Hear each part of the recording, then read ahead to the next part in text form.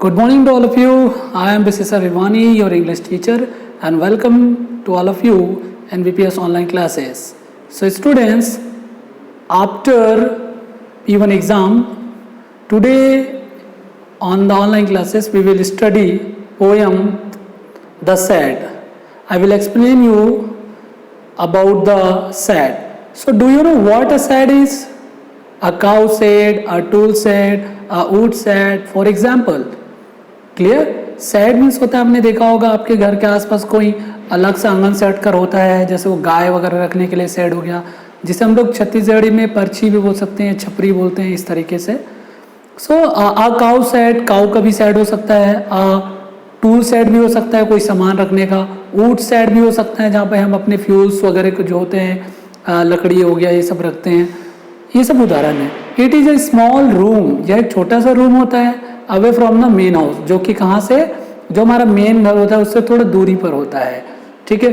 For storing और keeping things, animal, tools, vehicle, extras. Clear है? इस सेट का हम लोग क्या यूज़ करते हैं? इस सेट का हम यूज़ करते हैं किसी भी चीज़ को रखने के लिए, लाइक दैट कोई चीज़ों को हो गया, एनिमल्स को, टूल्स को, कोई सामान है तो, और हमारी कभी कभी हमारी जो व्हीकल्स हैं, मे बी और बाइसिकल्स, टू व्हीलर और four wheeler. Clear? So that is a separate place from our main houses. That is known as shed. So ask your partner if he has ever seen a shed. तो आपको ये जानना है कि आप सबने set देखा होगा. आई होप आप सभी ने सेट देखा होगा. ऐसा कोई बच्चा नहीं होगा जिसने नहीं देखा होगा. नहीं देखा होगा तो आसपास अंचल में बहुत सारी चीज़ें आप देख सकते हो. लेट और him describe it to the class, और इसे आप बता सकते हो. ठीक है. So now I'm going to read the poem and I'm going to explain the poem. Clear? So number 1, there is a shed at the bottom of our garden with a spider's web hanging across the door. Clear? In this 2 line, our poet, do you know what is the name of poet? Poet is Frank Flan. Okay, Frank Flan. There is a name of the poet in the bottom side of the poem. So Frank Flan is saying that there is a shade at the bottom of our garden. हमारे घर में जो garden है उसके नीचे तरफ एक क्या है, एक शेड है, with a spider's web hanging across the door. और उस जो शेड का दरवाजा है उसके ऊपर स्पाइडर का वेब है. वेब मतलब होता है मकड़ी का जाला है. ठीक है, वो बता रहा है. फिर क्या बोलते हैं, the hinges are rusty and crack in the wind. ठीक है, जो हिंगेस मतलब होता है दरवाजे में जो सकड़ी होती है, आपने देखा होगा लॉक करने के लिए, जो वो क्या हो चुका है, रस्ट मतलब वो सड़ चुका है.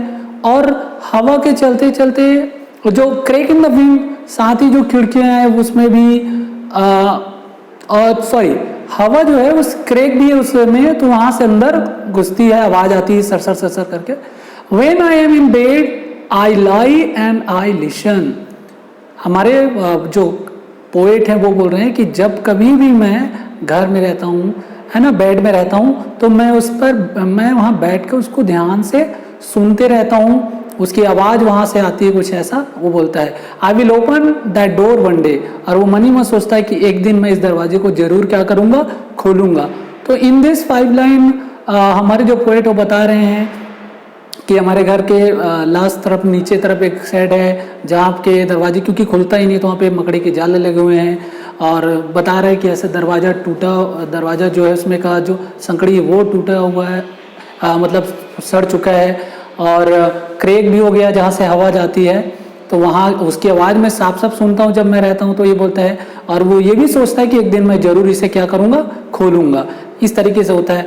अब हम अगले लाइन में देखते हैं, अगले पैराग्राफ में देखते हैं क्या बोलते हैं. Second, there is a dusty wood window around at the side with 3 crack panes of glass.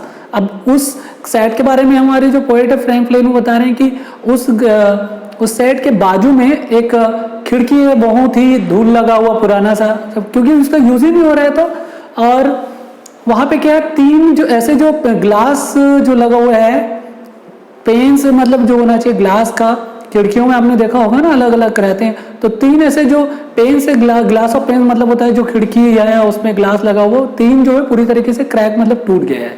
ठीक है। I often think there is someone staring at me each time that I pass. और वह हमारे जो पोएट वो बोल रहे हैं कि जब कभी भी मुझे ऐसा लगता है कि कोई मुझे घूर कर देख रहा है उन टूटे हुए ग्लास के अंदर खिड़कियों के से, ठीक है, मतलब उस सेट के अंदर से उस टूटी हुई खिड़की से मुझे कोई ऐसा लगता है कि मुझे कोई क्या कर रहा है, देख रहा है। जब कभी भी मैं वहाँ से गुजरता हूँ तो मुझे ऐसा लगता है। फिर भी आतर क्या बोल रहे हैं, हमारा पोएट क्या बोल रहा है, I will peep through that window one day.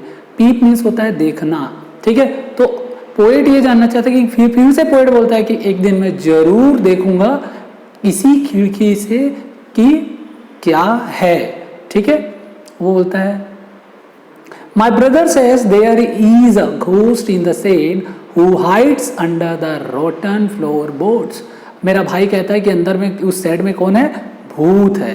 Who hides under the rotten floor board, जो छुपा हुआ है वहां पे, जो सड़ा हुआ फ्लोर बोर्ड्स है उस सेट के अंदर, वहां पे वो छुपा हुआ है। And if I ever dare to set foot inside, कभी भी अगर हम हिम्मत करके अगर हम अंदर गए तो वो क्या करेगा, he will jump out and chop up my head, तो वो बाहर आ जाएगा और मेरे सिर को क्या कर देगा, काट कर उसको ले जाएगा। But I will take a peek one day, लेकिन मैं एक दिन जरूर वहां जाऊंगा। फिर से हमारे पोएट वही बात बोल रहे हैं, ठीक है। नंबर लास्ट पैराग्राफ में हम देखते हैं, I know that there is not really a ghost, मैं जानता हूं कि वहां पे कोई भी घोस्ट वगैरह नहीं है। My brother tells lie to keep the shed for his reign, और मेरा भाई मुझसे झूठ बोल रहा है क्योंकि वह उसे अपना अड्डा बनाना चाहता है, वहां पे वो खेलना चाहता है, ठीक है। ये स्पेशली हमारे बड़े भाई जो होते हैं वो छोटों के साथ करते हैं ऐसे कि नहीं तुम मत चलो वहाँ, ऐसा है। हमको देखे हो ना आप लोग, बच्चे लोग हमेशा हमको बताते हैं इस तरीके से। So there is not anyone standing और making strange voices and the spider has been gone from his web since I don't know when, I will go into that shed one day soon. फिर भी वो हमारे जो poet है वो बोलते हैं कि मुझे पता है कि वहाँ पे कोई भूत नहीं है, मेरा भाई उसे अपने खेल के लिए, अपने मनोरंजन के लिए रखना चाहता है ना। और दूसरी चीज़, वहाँ से मुझे कोई घूर कर नहीं देखता है, ना ही कोई आवाज़ आती है, ठीक है। मुझे भी पता है कि स्पाइडर जो मकड़ी जो है वो जाला बनाए तो एक दिन वो ख़त्म भी हो जाएगा, ठीक है। और फिर से बोलता है कि एक दिन मैं जरूर वहाँ पे जाऊँगा, मुझे पता नहीं कि अभी नहीं, लेकिन मैं एक दिन जरूर वहाँ पे जाऊँगा और बहुत जल्दी जाऊँगा, ये बोलता है। बट नॉट जस्ट एट, लेकिन अभी नहीं, वो ये बात कहता है। तो आपने देखा in this 4 paragraph our poet told that he want to go inside of this shed, ठीक है। लेकिन क्योंकि वो छोटा है तो हो सकता है उसे कुछ है, तो अभी वो जाना चाहता है, लेकिन वो बोलता है लास्ट में आप देख लीजिए, बट नॉट जस्ट एट, लेकिन अभी नहीं, लेकिन वो जाना चाहता है। तो स्टूडेंट्स, आई होप कि आप सभी को ये पोएम समझ में आया होगा, ठीक है। ये फ्रैंक फ्लैन द्वारा लिखा गया पोएम है और नीचे दिया है working with the poem. So answer the following questions यहाँ पे दिए हुए हैं, ये आपको होमवर्क के रूप में बनाना है। देखिए क्या है, आंसर द फॉलोइंग क्वेश्चंस है, who is the speaker in the poem, तो आपको आंसर आसानी से मिल जाएंगे। इस पोएम के स्पीकर कौन है, ई सी ही, हमारे जो पोएट हम जिसके बारे में पढ़ रहे थे, जो जानना चाहता है वो ही भी हो सकता है, फ्रैंक फ्लैन, या फ्रैंक फ्लैन से आप देख सकते हैं कि ये तो एक ही है। अफ्रेड और क्यूरियस, वो डरा हुआ था, कि क्यूरियस मतलब होता है उत्सुक था, जानने के लिए उत्सुक था, क्या था ये, वो दोनों था, आपको बताना है। थर्ड में बोल रहा है व्हाट इज सी ही प्लानिंग टू डू सून, वह क्या प्लानिंग कर रहा था बहुत जल्दी, तो वो आपको ये बताना है। और number 4, but not just a suggest doubt fear hesitation, जो उसने लास्ट में बोला कि अभी, लेकिन अभी नहीं, ये जो वर्ड है वो क्या बताता है उसके बारे में, डर, फियर, डर बताता है, हेजिटेशन, घबराहट, लेजीनेस, आलसीपन दिखाता है, या फिर समथिंग एल्स, कुछ अलग चीज बताता है। तो आपको इन सब में से कोई भी एक सही वर्ड लेकर उसको लिखना और करना है, ठीक है। ये 4 हम करेंगे, दूसरा हम पढ़ लेते हैं, दूसरे को हम नहीं करेंगे, ध्यान रखेंगे। मुझे इन चारों का आंसर आप भेज दीजिएगा, ठीक है। सेकंड फिर भी मैं पढ़ देता हूँ, is there a room in your house और house in your neighborhood locality where you would rather not go alone and never at night, आपके घर के आसपास भी कोई ऐसा घर होगा नेबरहुड में, या नेबरहुड में पड़ोस में, लोकेलिटी में, जहाँ से आप गुजरना नहीं चाहते अकेले, या रात में आप वहां से डालने से डरते हैं, if there is such a place and story to go with it, let other hear all about.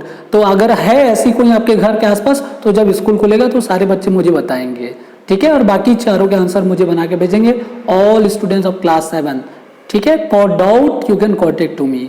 Thank you so much.